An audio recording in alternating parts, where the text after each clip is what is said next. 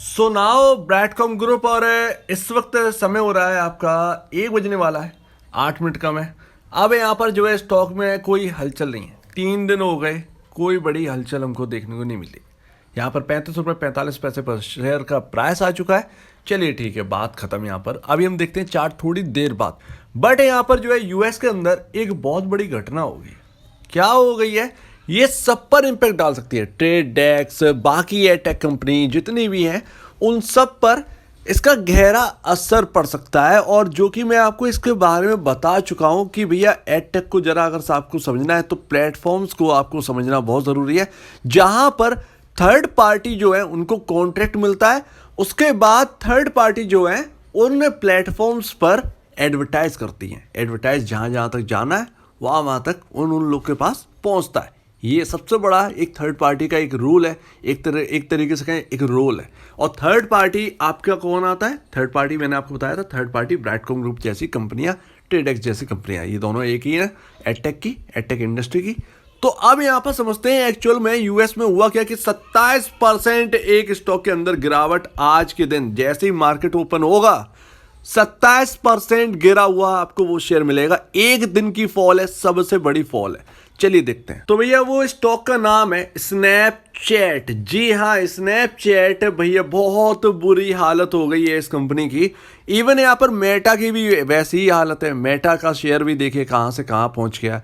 तो ये सारे जो प्लेटफॉर्म्स हैं, जो सोशल मीडिया प्लेटफॉर्म्स हैं, जो एड का एक्चुअली में जो प्लेटफॉर्म्स हैं, उनमें देखिए क्या हाल हो रहा है। यहाँ पर 27% की गिरावट हमको देखने को मिली है एक ही दिन में। $2.92 के आसपास की गिरावट है। उसके बाद भी अभी हमको ये पता नहीं कि ये 27% का गिरावट जो है वो क्या 50% में बदल जाएगा, उसके बाद 50% से 75% में बदल जाएगा, ये हमको नहीं पता। क्योंकि स्नैपचैट का अगर आप एक ग्राफ उठा के देखोगे तो ये उन लेवल पर है जहां से 2018 में इसने एक अपमूव स्टार्ट किया था। डाउनवर्ड के साथ बाद यहाँ पर अपमूव स्टार्ट किया था, वहीं अब ये शेयर आ चुका है।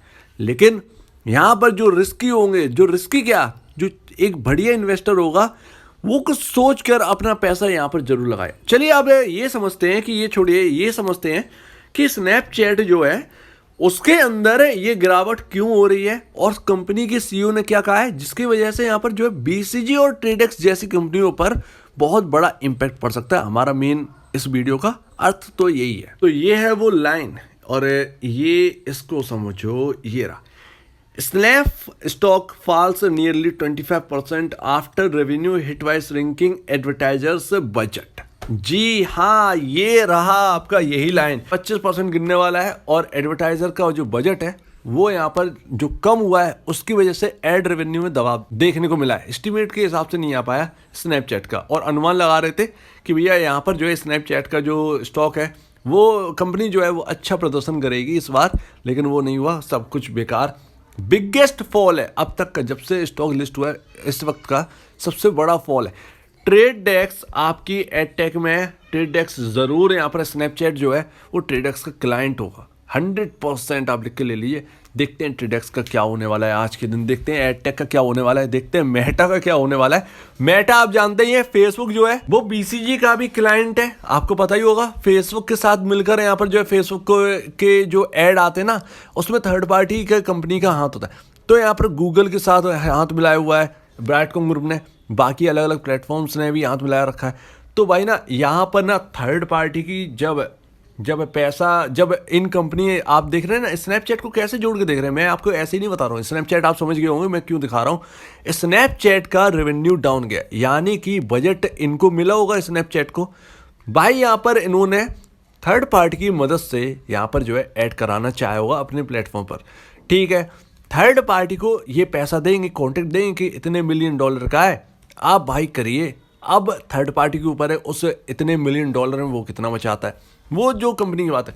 तो जब प्लेटफॉर्म का ही यहाँ पर जो है रेवेन्यू कम हो रहा है, साफ सी बात है, तो ये देंगे क्या थर्ड पार्टी वालों को? तो थर्ड पार्टी वालों का तो ऑलरेडी यहाँ पर कम होगा। तो यही चीज़ है ना कि यूएस में जो मैं आपसे कह रहा था कि बजट का यहाँ पर प्रॉब्लम रह सकता है। बजट एकदम कम नहीं होगा, पूरा जीरो नहीं होगा, बजट कम करते हैं। जो $1 मिलियन खर्च कर रहा था वो कहो आधा मिलियन या $0.75 मिलियन ही खर्च करे, $0.25 मिलियन का बजट जो है वो कट कर दे, तो इससे वजह से यहाँ पर जो है रेवेन्यू डाउन आ सकता है।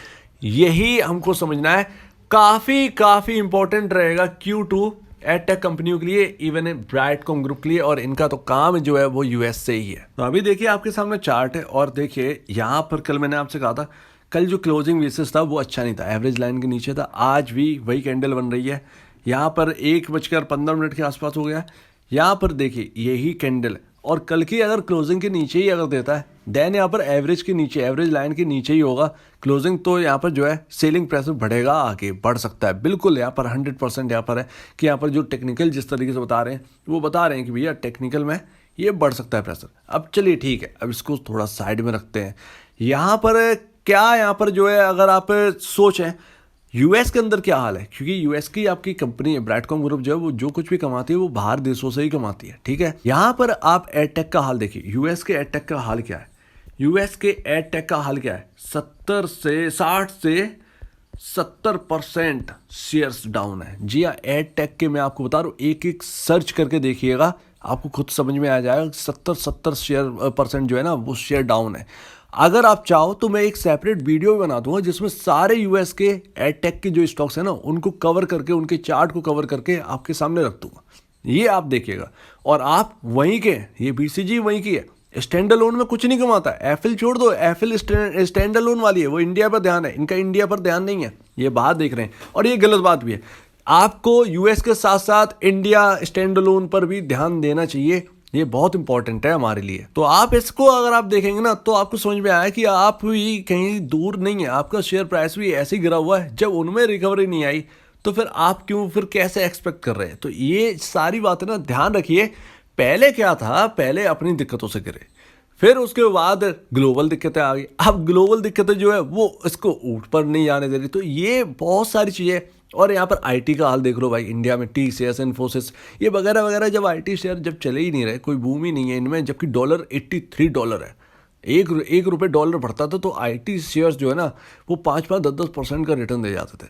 तो ये सारी चीज़ें मायने रखती हैं। अब कुछ नहीं हो रहा है तो अभी दबाव है, इसका मतलब दबाव है, दबाव उठने नहीं देगा, ठीक है। ये मूव जो है ना वो 5-5%, 4-4% की ही आती रहेंगी। बहुत छोटा शेयर है, प्राइस छोटी है, ट्रेडिंग करना आसान है। तो ये सारी चीज़ें फैक्टर है भैया, फैक्टर क्या, ये सारी चीज़ें चल रही हैं ब्राइटकॉम ग्रुप के अंदर, आपको भी इसके साथ चलना होगा। आपको ये नहीं सोचना है, अगर बीसीजी पर भरोसा या एडटेक में आपको इंटरेस्ट है तो आप ना यहाँ पर आपको ये नहीं सोचना है कि वाकई क्या चल रहा है। आप ये देखिए एडटेक वाले क्या कर रहे हैं भाई, साफ सी बात है। तो जब आप देखेंगे पीयर टू पीयर कंपैरिजन आप करेंगे तो आपको समझ में ज़्यादा आएगा। तो इस चीज़ पर ध्यान रखना है, हारना नहीं है, नई नई नॉलेज लीजिए, ट्रेडिंग की वीडियोस देखिए, ट्रेडिंग करना सीखिए। बाकी जो है ये टाइम ऐसा चल ही रहा है, यहाँ पर क्या पैसा बनेगा, इस टाइम में कोई पैसा नहीं बनने वाला। किसी भी अदर सेक्टर पे लगा दिए ना बहुत डर रहता है, आईटी में पैसा अभी नहीं बनने वाला, बनना होता तो स्टार्ट हो गया होता। तो ये सारी चीज़ें है ना आपके साथ अभी रहने वाली हैं।